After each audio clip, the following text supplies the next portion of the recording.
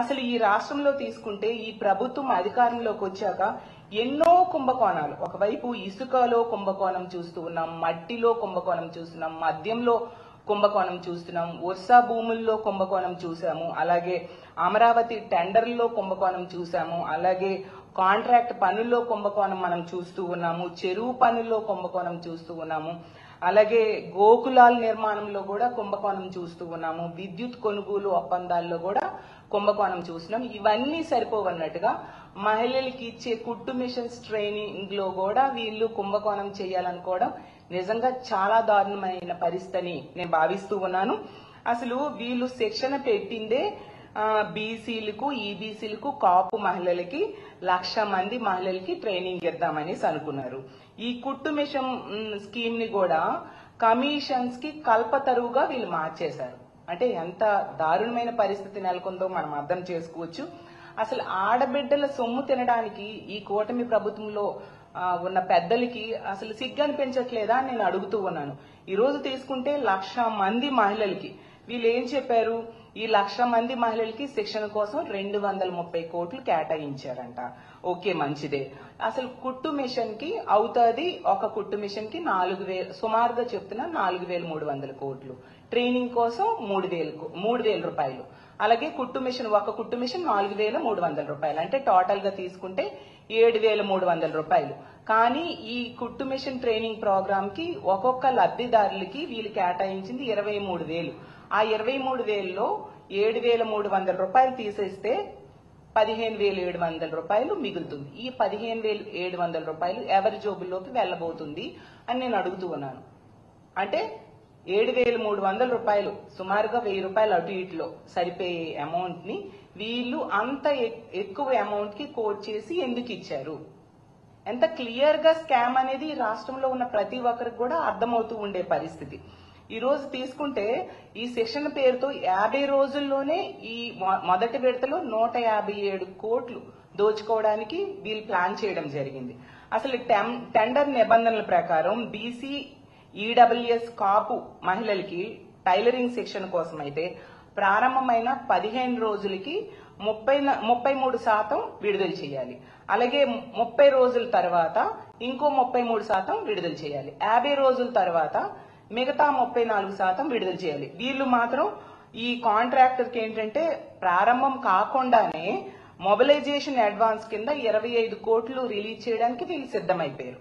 అప్పుడే మనకు అర్థమవుతుంది ఎలా లబ్ధి చేకూర్చడానికి, కాంట్రాక్టర్ కి ఏ విధంగా లబ్ధి చేకూర్చడానికి వీళ్ళు ప్రయత్నిస్తున్నారు అనే విషయం మనకు అర్థమవుతుంది. అసలు నిబంధనల ప్రకారం తీసుకుంటే ఒక్కో లబ్ధిదారుడికి 45 రోజుల్లో 360 గంటలు శిక్షణ ఇవ్వాలి. కానీ వీళ్ళు మాత్రం 135 గంటలు మాత్రమే శిక్షణ ఇచ్చి చేతులు దులిపేసుకోవడానికి ప్లాన్ చేస్తూ ఉన్నారు. కనీసం ట్రైనింగ్ కిట్ కూడా ఇవ్వని పరిస్థితి మనం చూస్తూ ఉన్నాం ఈ శిక్షణ కార్యక్రమంలో. అలాగే అసలు నిజం చెప్పాలంటే గవర్నమెంట్ సంస్థలు ఉన్నాయి కుట్టు మిషన్స్ ట్రైనింగ్ ఇవ్వడానికి. తీసుకుంటే society for employment generation and enterprises development in Andhra Pradesh, SEEDAP ఉంది కదా. అలాగే తీసుకుంటే ఆంధ్రప్రదేశ్ పారిశ్రామిక సాంకేతిక కన్సల్టెన్సీ సంస్థ ఏపీఐటీసీఓ ఉంది. అలాగే తీసుకుంటే కేంద్ర సంస్థ దీన్ దయాళ్ ఉపాధ్యాయ గ్రామీణ కౌశల్ యోజన DDUGKY సంస్థ ఉంది. ఇవన్నీ సంస్థలు కుట్టు మిషన్స్ ట్రైనింగ్ ఇవ్వడానికి గవర్నమెంట్ తరఫున ఉంటే అవన్నీ వదిలేసి, ఈ నిబంధనలన్నీ వదిలేసి టెండర్కి వెళ్లారు. ఆ టెండర్లో అయినా L1 కేమో ప్రాధాన్యత ఇవ్వకుండా L2, L3కి ఇవ్వడమే కాకుండా L1 కి తూతూ మంత్రంగా ఒక 5% ఇచ్చి L2, L3కి 95% ఎక్కువ వరకు వాళ్ళకి ఇవ్వడం జరిగిందనమాట. అంటే ఎంత వీళ్ళు పర్సనల్ లబ్ధి కోసం ఈ విధంగా చేశారో మనం అర్థం చేసుకోవచ్చు. వాళ్ళు కూడా టీడీపీ ప్రజాప్రతినిధుల బెనామీలకు, వాళ్ళ మనుషులకు చెందిన సంస్థలకు ఈ టెండర్స్ కేటాయించడం జరిగింది. అసలు మేము అందుకే ఇంత క్లియర్ గా అర్థమవుతూ ఉంది వీళ్ళు దోచుకోవడానికి ప్లాన్ చేశారు. 23,000 రూపాయలు కేటాయిస్తే ఒక లబ్ధిదారుడికి అయిన ఖర్చు కేవలం 7,300 రూపాయలు, అంటే 15,700 రూపాయలు ఎటువైపు డైవర్ట్ చేయడానికి వీళ్ళు ప్లాన్ చేస్తున్నారు అనేది క్లియర్ గా అర్థమవుతుంది. కాబట్టి ఇంత చిన్న విషయము రాష్ట్రంలో ఉన్న ప్రతి ఒక్కరికి అర్థమవుతున్న విషయం ఈ ప్రభుత్వ పెద్దలకి అర్థం కావట్లేదా? అర్థమయ్యి అర్థం కానట్టుగా ఎవరి లబ్ధి కోసం ఏమీ మాట్లాడకుండా వీళ్ళు ఉన్నారు. దీన్ని మేము తీవ్రంగా వ్యతిరేకిస్తూ ఉన్నాము. మా వైఎస్ఆర్ కాంగ్రెస్ పార్టీ తరఫున మేము డిమాండ్ చేస్తూ ఉన్నాము. దీని మీద ఏసీబీ కేసు పెట్టాలి, విచారణ చేయాలి. అసలు ఈ శాఖకి ఒక మహిళ మంత్రిగా ఉన్నారు. ఆవిడ ప్రతిదానికి కూడా తెగ స్పందించేస్తూ ఉంటారు. మరి ఒక మహిళలకి ఈ రాష్ట్రంలో ఉన్న 1,00,000 మంది మహిళలు, మొదటి విడతలో 1,00,000 మంది, రెండో విడతలో ఇంకో 50,000 మంది కోసం ప్లాన్ చేస్తూ ఉన్నారు. అమ్మ, మీరు ఎందుకు మాట్లాడట్లేదు? ఇందులో ఎవరి పాత్ర ఎంతో నిగ్గు తేల్చాల్సిన అవసరం మీకు ఉందా లేదా నేను అడుగుతూ ఉన్నాను.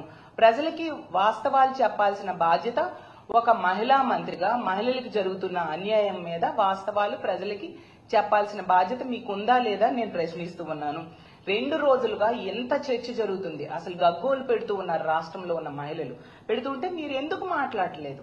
అంటే ఇందులో ఎవరి పాత్ర ఉంది, ఎవరి పాత్ర బయటకు వస్తుందని మీరు మాట్లాడలేదని నేను ప్రశ్నిస్తూ ఉన్నాను.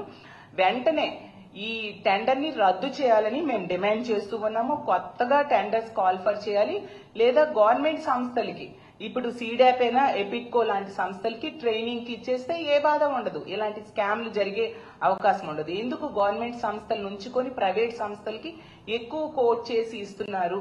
కాబట్టి వీటిని అర్జెంట్ గా రద్దు చేయాల్సిన బాధ్యత మీ మీద ఉంది, ప్రభుత్వ పెద్దల మీద ఉందని తెలియజేస్తూ ఉన్నాను. ఇది నిజం చెప్పాలంటే ఇది మరో స్కిల్ డెవలప్మెంట్ స్కామ్ లాంటిదిగా కనిపిస్తూ ఉంది. అసలు ఖచ్చితంగా దీని మీద ఎంక్వైరీ చేయాలి, బాధ్యుల మీద చర్యలు తీసుకోవాలి. ఈ ట్రైనింగ్, కుట్టు మిషన్స్ ట్రైనింగ్ ప్రోగ్రామ్ అనేది పారదర్శకంగా రానున్న రోజుల్లో జరిగేట్టుగా చేయాల్సిన అవసరం ఈ ప్రభుత్వం మీద ఉంది. అంతవరకు ఇదే కనుక అవినీతి కొనసాగితే మేము అడ్డుకుంటాము, దీని మీద పోరాటం చేస్తామని తెలియజేస్తూ ఉన్నాను.